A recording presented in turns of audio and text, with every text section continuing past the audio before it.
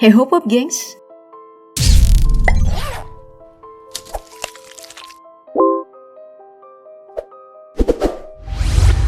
Hotel adalah salah satu bangunan komersil dibangun untuk kebutuhan tempat tinggal sementara atau tempat penampungan dan menginap. Muncul sejak akhir abad ke-17, bangunan publik ini seharusnya sih selalu ramai. Tapi nasib beberapa hotel ada yang cukup menyedihkan, kesepian tanpa kunjungan dan terbengkalai tanpa pemasukan. Jika tak percaya, aku akan membawa kamu mengintipnya tanpa menginap ya.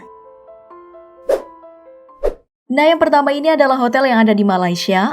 Amber Court adalah hotel yang ulasannya di Agoda rata-rata menggambarkan keburukan dan keseraman. Hotel yang berada di ketinggian ini diselimuti kabut dengan tembok-tembok yang terlihat rusak. 23 lantai tingginya tertancap di pegunungan seperti sangat sedih kesepian dari luar. Temboknya pun sebagian rusak dan dari banyak laporan, lantai 14 itu digembok sesuai dengan kepercayaan Tiongkok yang percaya bahwa angka 14 adalah angka sial. Di laporan yang tertulis di Kompasiana tersebut, menyatakan bahwa ketika mereka berusaha untuk membukanya, terdengar pekikan suara perempuan selama 5 menit. Entah dari mana asalnya.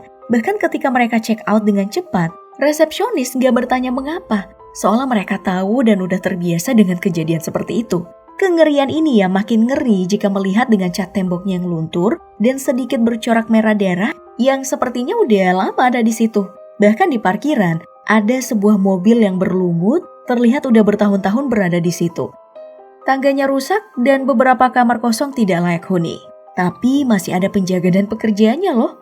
Dari arah lobi, masih ada pusat pertokoan kecil, terang dan sedikit ramai.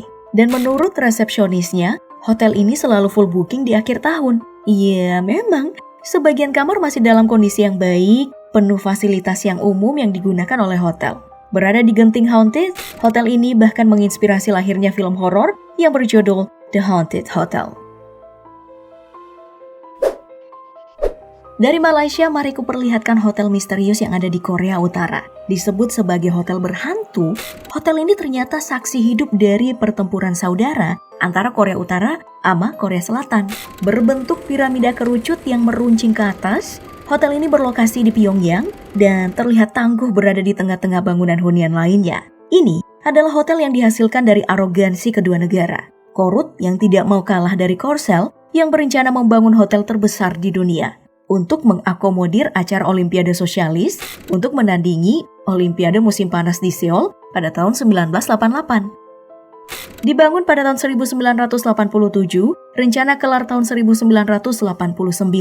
Namun, tersendat dan akhirnya terhenti di tahun 1992. Ya, karena biaya. Setinggi 330 meter, kapasitas 3.000 kamar, hotel ini ternyata tidak berfasilitas dan terbengkalai begitu saja. Alih-alih membanggakan, malah jadi bahan olokan dunia. Diberi julukan bangunan terburuk di dunia. Berulang kali direncanakan untuk dituntaskan dan dihuni hingga dijadikan tempat ajang-ajang besar. Tapi selalu gagal, hingga sekarang menjadi bangunan tak berpenghuni tertinggi di dunia. Dan salah satu masalah yang selalu jadi hambatan di tiap pembangunan selain biaya nih Pop Gengs adalah perizinan. Dan dari itu yang paling kompleks adalah pembebasan lahan. Karena itu berarti berhubungan dengan warga setempat. Konflik lahan seperti ini sampai menunda pembangunan Hotel Sheraton Rarotonga di Kepulauan Cook, sebuah negara yang berasosiasi bebas dengan Selandia Baru.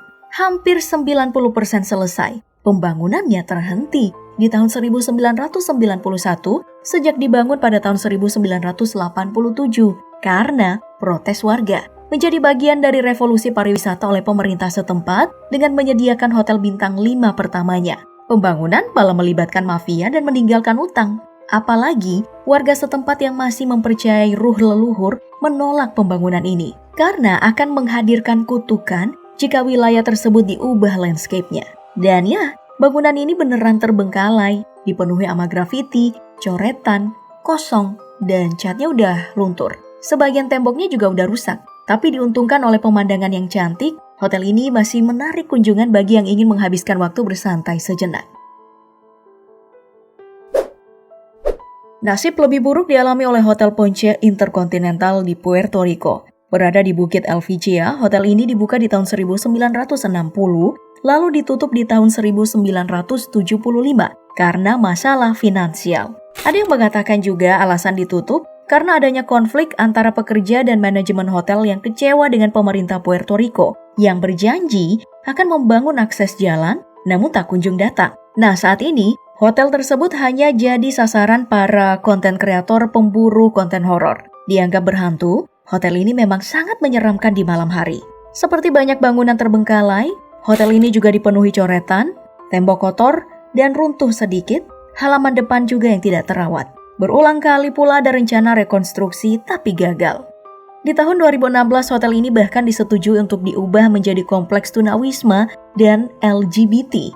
Namun terhenti lagi dan akan diperbaiki untuk dijadikan pusat komersial, hotel, dan kasino dengan rencana investasi hingga $20 juta dan dibuka pada tahun 2022. Mari kita lihat nantinya. Dan tidak hanya di luar negeri, hotel yang dianggap hanya dihuni oleh hantu, terbengkalai dan tidak terurus juga ada di Indonesia. Tepatnya di Bali, Ghost Palace Hotel yang berada di kawasan Pegunungan Bedugul, dibangun oleh PI Bedugul Taman Rekreasi Hotel dan Resort. Hotel ini bernuansa Bali dengan patung ular di tengahnya. Ghost Hotel ini sebenarnya juga hanya julukan aja. Namanya pun tidak diketahui, hanya populer disebut sebagai hotel berhantu. Seperti perempuan bangsawan tua, hotel ini begitu menyeramkan. Namun berbeda dengan hotel-hotel sebelumnya, kisah hotel ini belum diketahui apa alasannya terbengkalai. Hanya saja ada spekulasi yang muncul. Pada tahun 1990-an, hotel ini adalah investasi Tommy Soeharto. Namun ketika ditangkap di tahun 2002, pembangunannya pun tertunda. Namun ada juga cerita lain yang beredar bahwa dulunya hotel ini ramai kunjungan. Hanya saja karena suatu malam tamunya diganggu oleh makhluk astral, satu persatu tamunya minggat dan tak ada lagi yang berani berkunjung. Well, hotel-hotel tersebut mungkin saja tidak lagi menjadi pusat penginapan komersial, namun bisa jadi masih menambah pemasukan kas Pemda dengan diubah menjadi destinasi wisata mistis. Tuh, aku kasih masukan kepada pemerintah lokal. Siapa yang udah berkunjung ke salah satu hotel tersebut? Beri komentar lah di bawah sana.